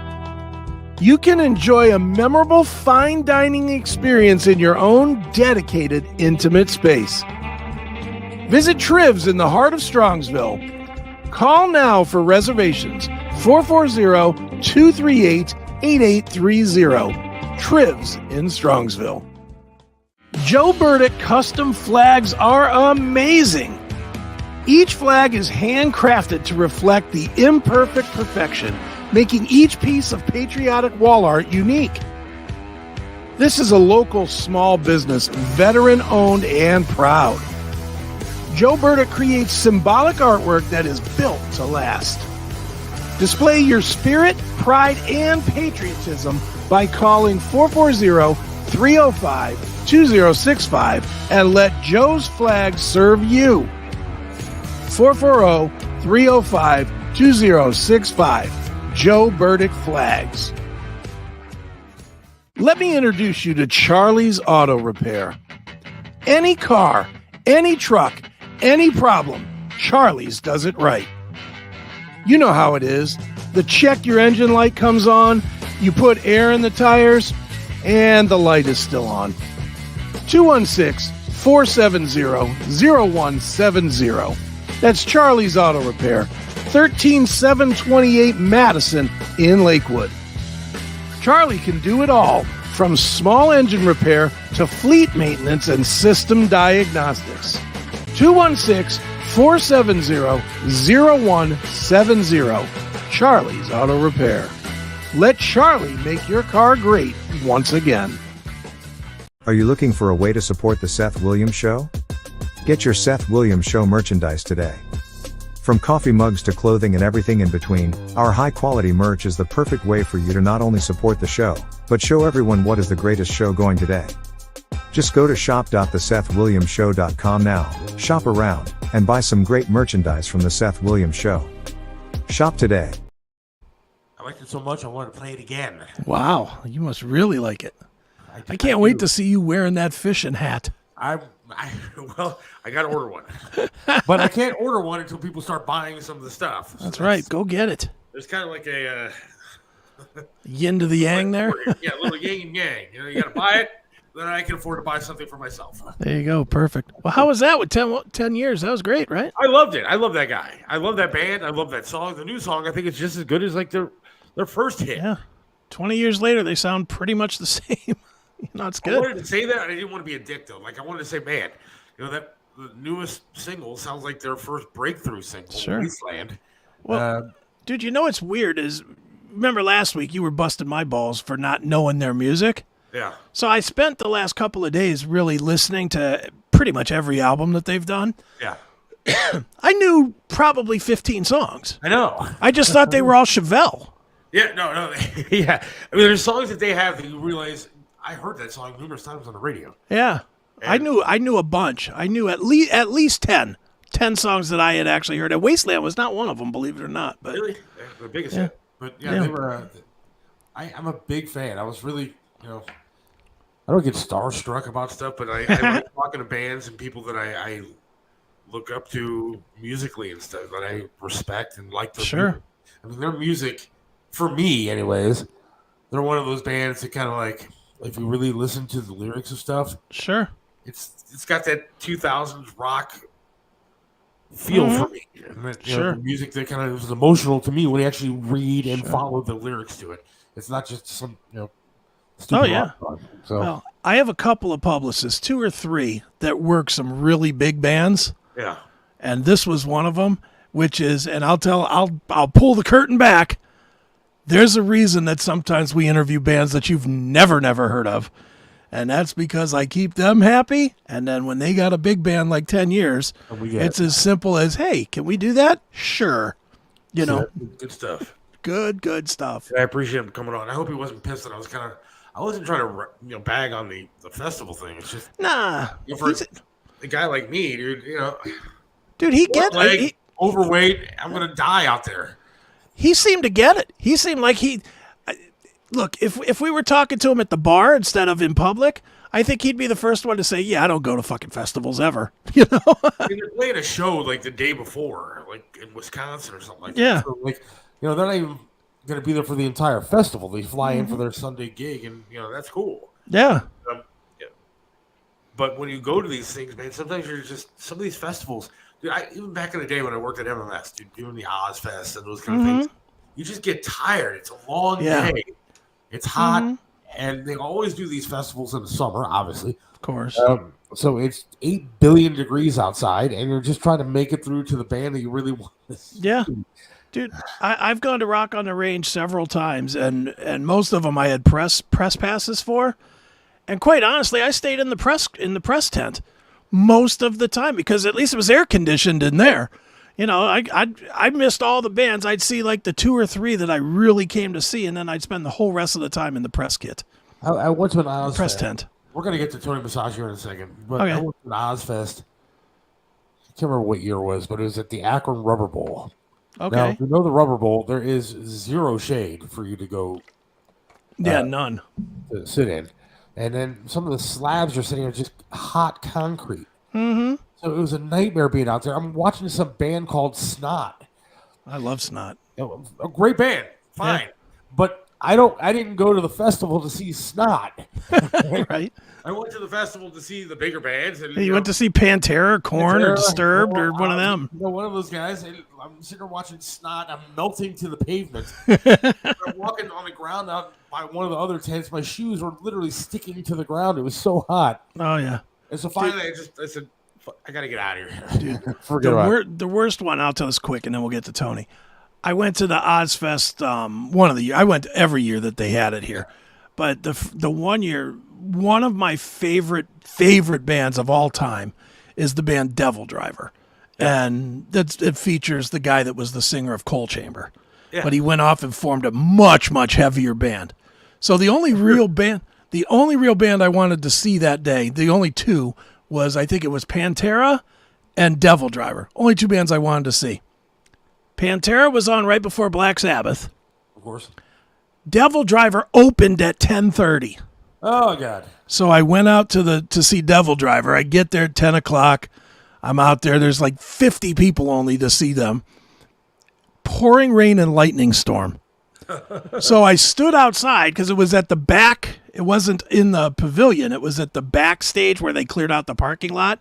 Yeah. Stood in the rain for them. Then spent the rest of the day baking in wet clothes, waiting to get to Pantera. It sucked. Devil Driver is heavier than Coal Chamber? How does that Oh, Devil Driver's damn near a death metal band. All right, I got to check them out. All right, let's go to, speaking of death metal, let's go to Tony Musachio. All right. Tony, how are you, my friend? Great. Do you see what's on that glass? I am here live at BJ's on Harvard Avenue in Orange. They have 219 locations across the country and growing. So I love the name of restaurants. Seth, you worked at Hooters. Yes. It wasn't because they were owls, as you well know. So AJ's was actually, it started off as AJ's. When they had a trademark, AJ's restaurant was already taken. So they got the next initial. There were two brothers. So they went to BJ. Okay. I just want to know, did they do it for the initials or do they like BJ's? Well, there who you go. doesn't? Well, judging by your camera work, I think that you like BJ's because all we see is your mouth again. So you see my mouth again. You see my whole thing. You got to tip show it my up. whole. There you Can you go. show my There whole face? you are. There we go. All right, guys. Again, I am here live at BJ's. We see your mouth and you're talking about BJ's. So, you know. That's fantastic. I thought she was doing it on purpose. Oh, that's a good one, Seth. I love that. So anyways, there's 219 stores across the country and growing. They started in California. They have a huge presence in Chicago. They have 4 locations here: North Olmsted, Mentor, Orange, and they also have one in Fairlawn. They started as a small little restaurant, and it became a brewery, which now they have, I'm going to have Aaliyah actually show the wall.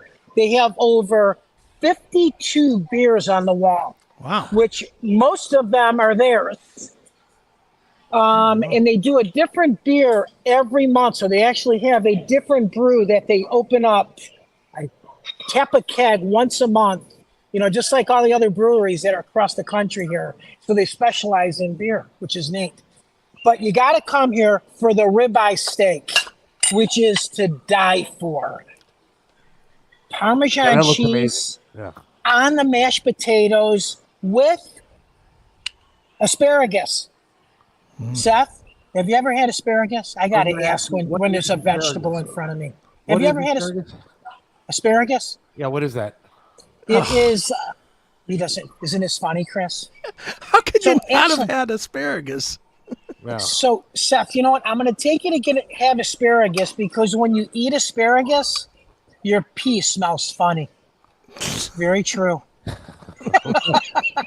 So that's the bonus of asparagus is that my pee smells funny. Actually, it's very good for you. And it tastes good too, with a little bit of butter on it. It's fantastic. Yes. Just like broccoli. Broccoli is wonderful. You said it, Chris. With a little butter on it, it's one of those great vegetables. Absolutely. And again, you know what? All the green vegetables, even broccoli, anything green, which I know you don't eat, Seth. You got to eat green. It'll help you live longer. They also have a gluten-free brownie here, which is absolutely delicious. And they're also known for their pizzas. That's a brownie? This is a brownie. Oh, my God. With a scoop of ice cream. Is this cool? Holy smokes. Yeah, it's really cool. So, you know, again, I didn't know that I was going to come here. I was actually going to go to Cooper's Hawk, which we were already there about a month ago. And I stopped in here. Lou, who's the manager, took care of me. He said, you know what, Tony? Just order whatever you want. Give us a nice plug, which is what we do.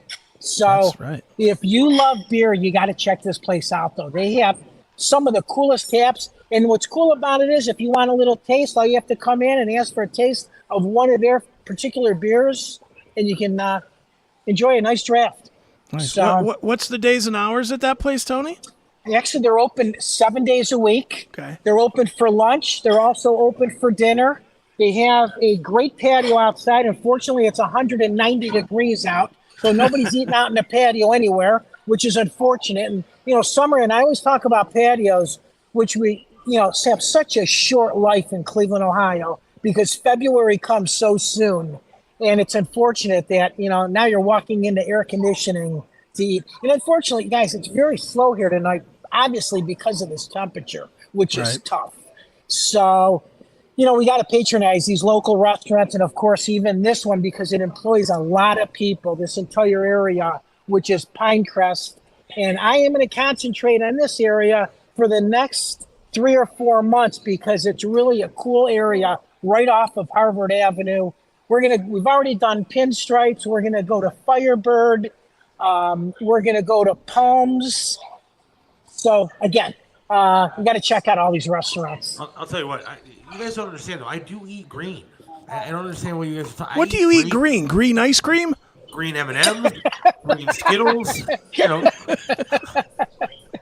That's fantastic. Those are green. If green is healthy, I'm good to go. You are good to go. Oh, that's too funny, Seth. Seth, you do have to change your diet. Not that a steak is going to make it, but you do have to eat a little bit more vegetables, some more fruit. I'm going to have to go to a market. Maybe I'll do Miles Market one evening on a Wednesday and go. My friend Joe DiGattano runs it, and we'll go through all the fruits and vegetables that you never heard of. What's a market? And it's That's a good one. It's Miles Market, located in Solon. That is funny, because you don't know what that is either. Seth, what did you eat when you were growing up? Did you eat was it like the TV dinners that your mom put in the oven, and they had pudding that was able to stick to walls, and the chicken that you didn't even know what to describe what it was? Ronald McDonald was my stepdad. He was your stepdad. That's too funny. I got to tell you, talking about Hooters, though, when I mentioned it at the beginning of the hour, they had the best wings. Those wings were huge. Oh, yeah, they were great. Yeah. They were like dinosaur wings, like crocodile wings. They were breaded.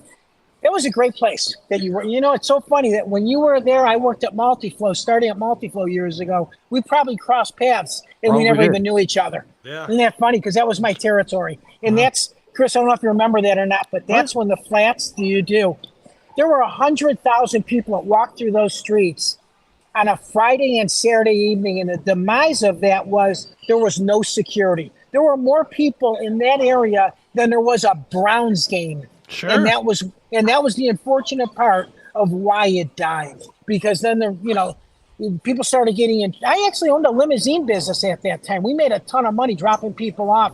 We were like the first Ubers at $30 an hour. Think of that. It got out of control. It was really cool. It got out of control. It did get out of control. So, hey, so this lady meets this gentleman, and they have 4 children. He unfortunately dies. Meets another guy. She has 3 more children. He unfortunately dies. So fast forward, she's met and married about 5 guys, and they all passed away. So at her funeral, the priest was over the casket saying her eulogy and said Mary was a beautiful woman. She had 7 husbands and she had 14 children that God would have loved. They're beautiful kids. And now they are finally together. One of the mourners leaned over to the other mourner and said, "What is he talking about? The husbands that died?" The other mourner said, "No, her legs." Tony Musachio reporting live in Orange at BJ's. What a great name. Thanks, and guess Tony. what? You can hear me every Saturday morning on 1490 WERE between 10 o'clock and 11. This Saturday, I'll actually be back at BJ's. Fantastic. So, hey, you know who's guys, coming on the show? Robin Yes. Swoboda said she's going to come on the show. oh my God, will you please tell me when she's on because I want to get in and talk to her. Yes. Will you tell her that would be joke, really Tony? cool. Will you tell her No. that joke? No, but I can tell her a clean joke. She actually, Chris, we go way back. When I was on the Big Chuck and Little John show, Sure. we became great friends. So, yes, what a great lady. I love her. she's Good wonderful. for you. That'll be really cool. That'll be fun. So, Awesome. guys, Thanks, Tony. again, I will talk to you next week. Great. Thanks again. Have a All right, great Tony. evening. See you See ya. guys. All right, Tony. There goes Tony.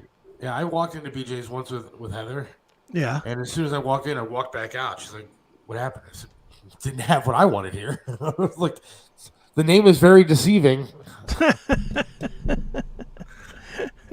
You're Sure, like, the food I is can get great, this. but- You're like, I can get this at home, The food is great. I thought I could order something a lot different.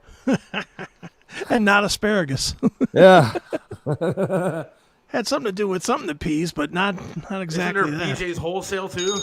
I thought that That's was gonna her. be cheap. That's her. That's Heather telling you to stop talking about her. That place looks great though. I mean, it really does. It does. I've Looks never awesome. actually had food there, though, but it looks really good. Looks great. I've never had asparagus. So that is the honest to God truth. That's amazing to me that you just. Tony's right. One of these days we ought to just have a freaking vegetable barbecue one time at your house. Just make you eat different stuff. Iceberg lettuce is garbage. I I don't really love like iceberg lettuce. Iceberg lettuce is the best. No, it's not the It's best. the only lettuce that I'll eat. It's not the best. I ordered a sandwich the other day, and it came with this like dark green leafy crap on it. Took It's me like forever spinach, to- isn't it? Isn't it I the, don't know the what it spinach was, but it was leaves? dark and it was green, but it said it was lettuce. That's Didn't look better. like any lettuce I ever eat. So But what you I had to didn't- do, Did you eat it or did you just No. pass? I had to take it off the sandwich. The unfortunate part is then the cheese to my sandwich was stuck on this stupid lettuce. So now I'm scraping cheese off this lettuce with my knife. Why would you just eat it? It's lettuce. Because it doesn't look right. But how different is lettuce taste? It doesn't have, from one to the other, it doesn't have that much of a difference of it. It barely has a taste. I like the crisp, cool, refreshing taste of iceberg lettuce. You like lettuce that you can buy a bowling ball of it for like $1.50. Absolutely. Dennis in New Hampshire. How you doing, Dennis? It's hilarious. You got to do 3 hours with Robin and take calls. Dude, I'll be happy to keep Robin on as long as she'd like to stay on. Sure. And you guys have the ability to call in. We can make that happen. You can talk to Robin if you want to talk to Robin. Yeah, we can make that happen. We I was- actually have to test something too. Not today, but I might have a way to actually have an actual phone number. Oh, wow. That'd be kind I've been messing with it, but I haven't tested it live yet. I've only tested it with my cell phone to StreamYard, and it's worked, but I need to have like a third person do it. But We were going to, that would be really cool. But she actually gave me her phone number and told me to call her and said that That's she'd be cool. honored to come on this show. And I think that would be a lot of fun. 'Cause yeah, that'd be great.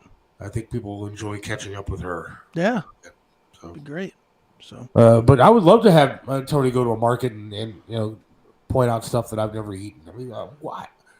Has everybody tried everything? I'm just the only one that hasn't tried. yes, This stuff? I at refuse to 50, believe that. you're 50 or almost 50. 47. 47, dude. At 47 years old, I think I had tried damn near everything. Now, I will admit, I'm an adventurous soul. If you put it in front of me, I will try it, and I have. I've tried everything from monkey to monkey brain to you name it. I've tried it. Especially when I was living over in Korea. Ate dog, ate cat, ate whatever the hell they would put in front of me, I would eat. I would try it. That being said, most people have tried asparagus. Asparagus is not like caviar. It's not like it's a rare thing. Asparagus is pretty common. There are a lot of things I haven't tried, but we'll have to go down. Like a pomegranate. I don't even know what a pomegranate looks like. It's that little, it looks like a grenade.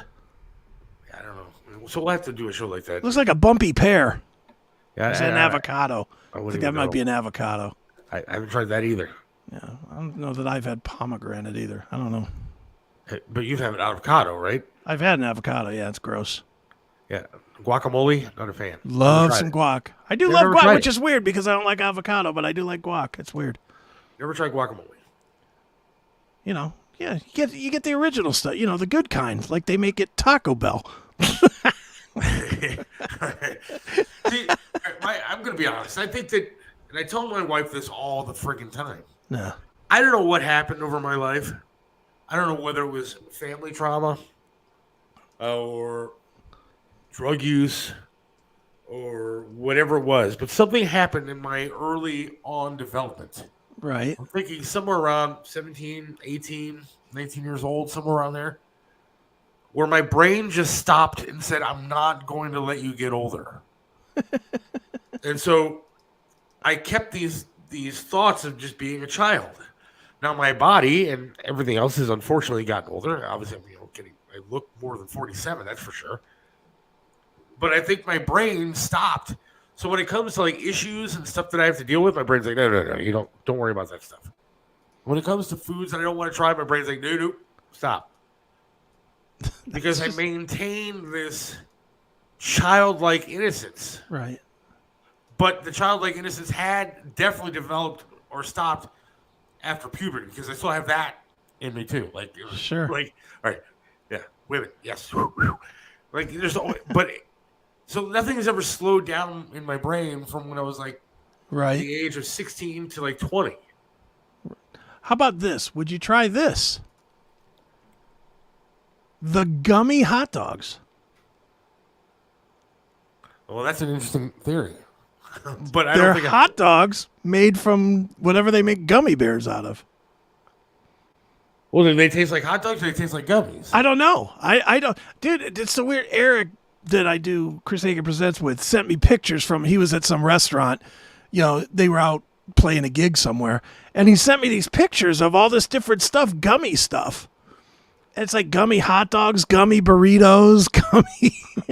There's like gummy everything now. It's made out of like candy, so it's like a candy hot dog. Yeah, I don't know if I'd eat that. I'm going to get some and try it. I will try it. I mean, they sell them at like Walmart or whatever, so I will definitely get some at some point. Maybe that's what we'll do. I'll order a set for me and a set for you, and we'll try them on the air. Yeah, that would be good. I'll try that. Yeah, we should do that. We should have a food segment.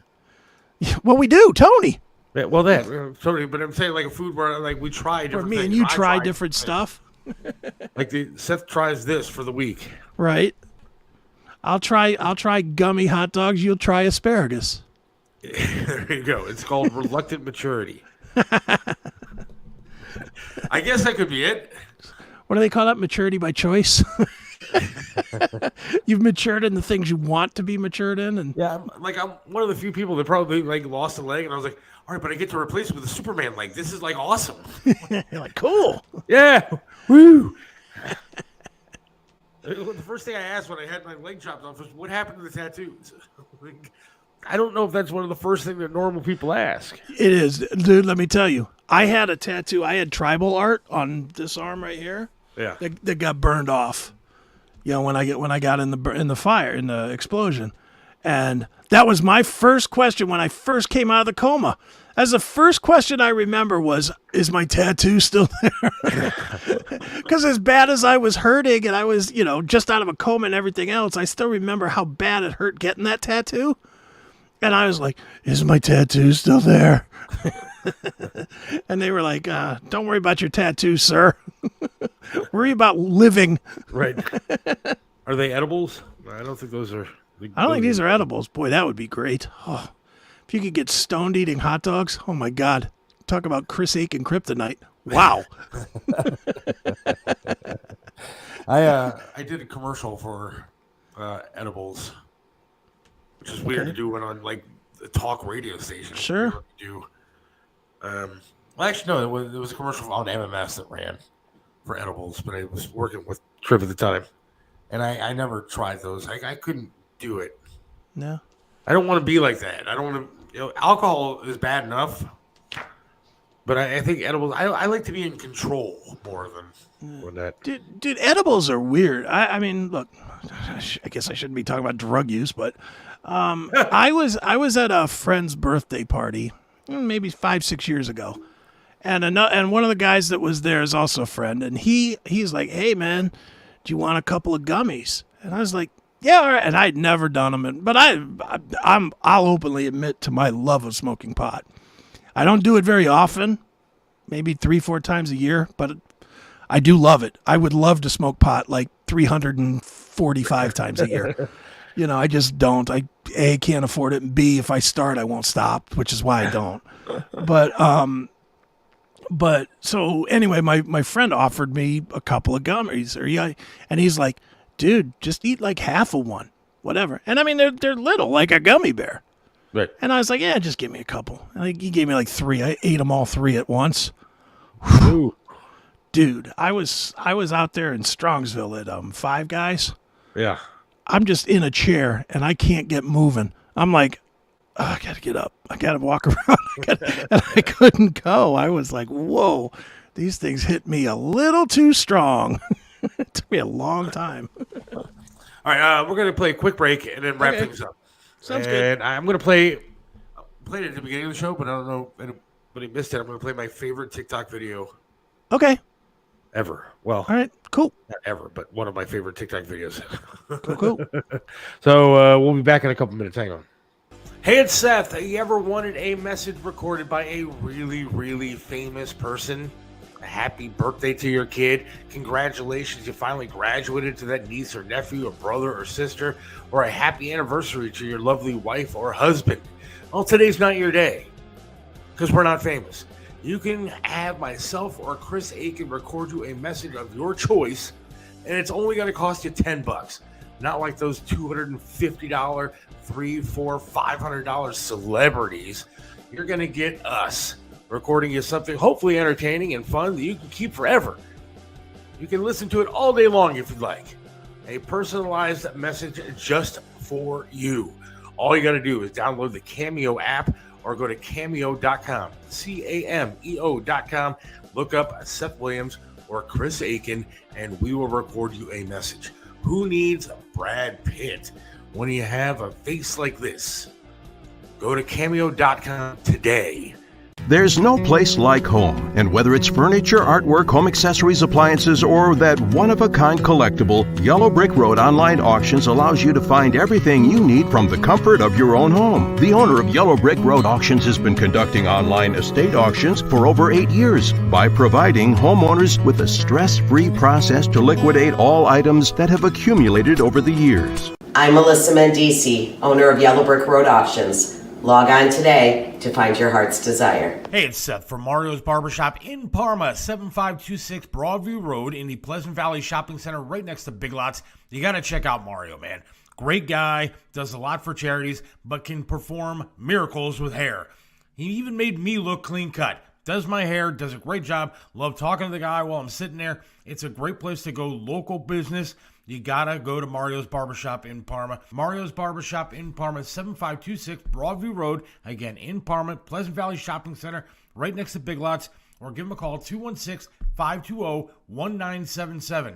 That's 216-520-1977. Mario's Barbershop in Parma. Trust Joe's Lakewood Computer at 14035 Madison in Lakewood.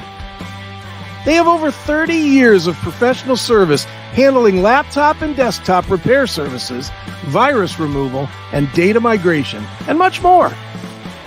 You can trust them with hardware updates to your computer's memory and hard drive. Call 216-651-3880.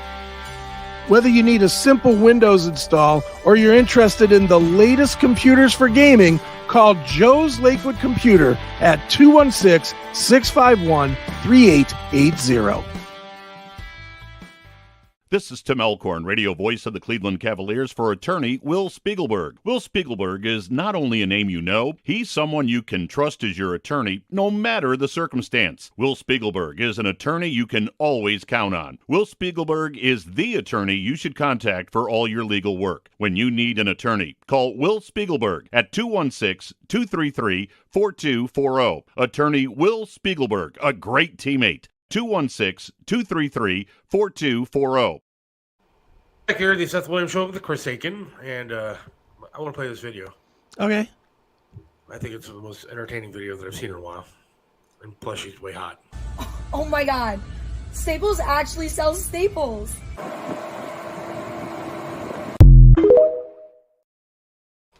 I'm telling you. She likes sporting goods, apparently. She does like sporting goods.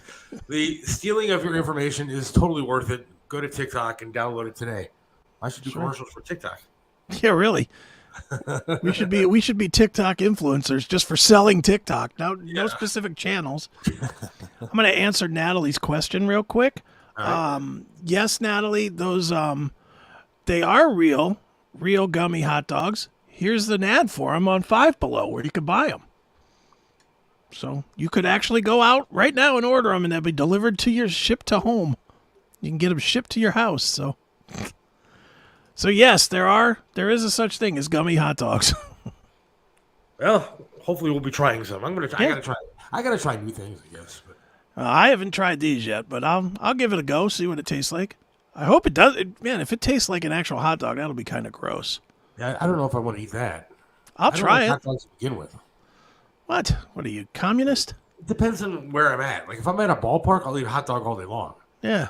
But if I like at home, I look at it as it's like poor people food. Because when I make hot dogs here, I don't buy like good hot dogs. I buy 30 for $4. Yeah, it's like those Smithfield $1.50 pack of 12 hot dogs and made with mixed meat. Yeah, you don't know what the meat actually is. Anytime it comes with a banner on it that says all of the beaks removed, you're like, I better not eat that. And then I because I still haven't gotten a tank for my grill, when I make hot dogs, I boil them. Boil them up, yeah. And so then they just taste soggy and crappy. Microwave, good enough. Yeah. Microwave for a minute, little piece of Swiss cheese on it. Now you're talking. Swiss cheese, that sounds pretty good. I put American on it usually, but Swiss is my new favorite cheese. So. Yeah, you put a little Swiss cheese on it, just a little.